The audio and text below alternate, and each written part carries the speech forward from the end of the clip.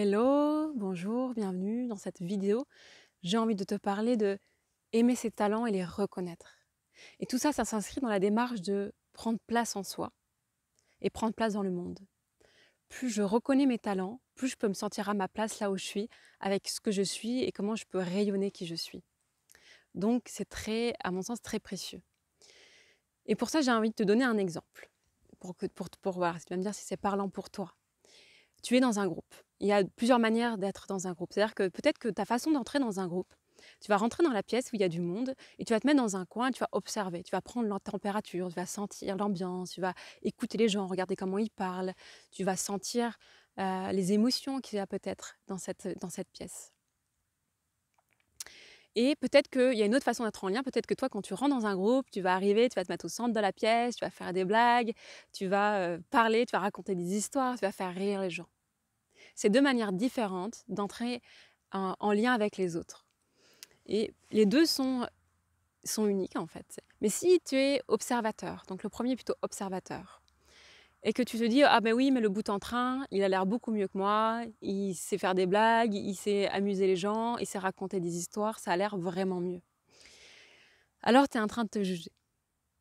Si tu es un bout en train et que tu te dis ah oui mais moi je prends déjà tout l'espace, je sais pas écouter les gens, voilà, je suis toujours au milieu et du coup, je connais même pas les histoires de gens parce que c'est moi qui raconte des histoires. Les deux, les deux êtres et ces deux talents, deux personnalités différentes qui sont aussi importantes l'une que l'autre.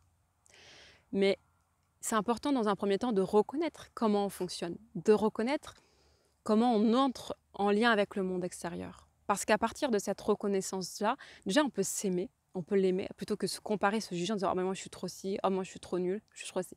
Et de voir comment on va apprivoiser ses talents, apprivoiser sa façon d'entrer en lien avec le monde. Il n'y a pas une manière d'entrer en lien avec le monde qui est meilleure qu'une autre.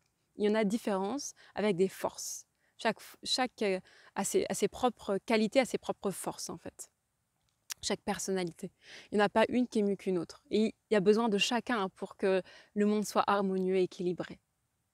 Donc l'invitation, c'est plus je reconnais comment je fonctionne, mes façons de fonctionner, mes talents, plus je peux apprendre à les apprivoiser, à les aimer, à les sentir ces forces-là. Qu'est-ce que ça me permet d'être observateur dans ma vie? Qu'est-ce que ça me permet d'être bout en train dans ma vie? Donc là, c'est vraiment des exemples que j'ai pris. Et à partir de là, à partir de cette rencontre avec soi, à partir de cette connexion profonde à comment on fonctionne avec le monde, alors on va pouvoir le, le rendre encore plus savoureux, rendre ses talents encore plus savoureux, être au cœur de son talent. Et on va pouvoir ouais, comme si on allait le rendre encore plus vivant. Et on va apprendre à s'aimer comme ça. Et aimer ses talents, les reconnaître, les apprivoiser, ça va nous permettre de fonctionner dans le monde à partir d'un espace d'amour, plutôt qu'un espace de comparaison, d'un espace de jugement de soi. Et du coup, on est en train de semer des graines complètement différentes de ce qu'on aurait pu semer jusque-là. Donc vraiment, l'invitation, c'est est-ce que je peux reconnaître mes talents, reconnaître ma façon d'entrer en lien avec le monde pour pouvoir prendre place en moi-même et arrêter de me comparer, de me dire « oh non, je vais laisser les autres parce que les autres sont mieux ». Et de me dire « ok, moi je suis observatrice par exemple, ou moi je suis bout en train et ça a un talent, ça a une force et une magie. Quand je suis observatrice, j'arrive à capter l'ambiance, l'essence d'une pièce.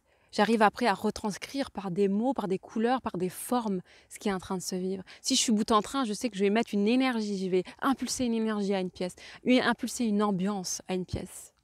Et chacun, c'est une force en fait. Et plus on reconnaît ses forces, plus on reconnaît ses talents, plus on prend soin de soi et du coup, plus on peut prendre soin du monde.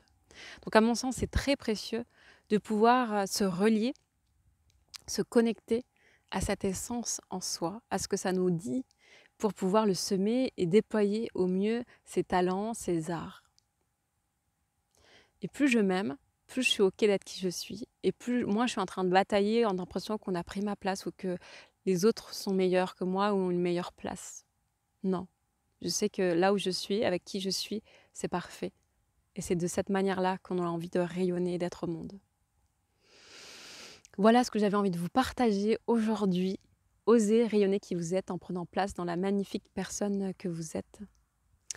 Je vous embrasse bien fort Et puis je vous dis à tout bientôt. Merci beaucoup.